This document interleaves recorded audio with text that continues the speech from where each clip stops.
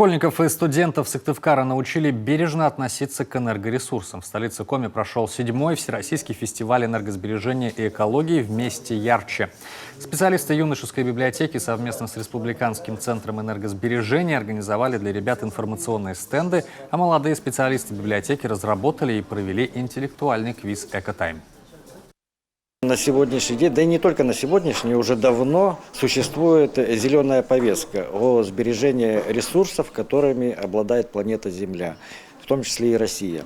И, соответственно, молодое поколение должно знать, как бережно относиться к природе. К природе это значит экономить электроэнергию, тепло и прочие ресурсы, которые мы используем в своей деятельности.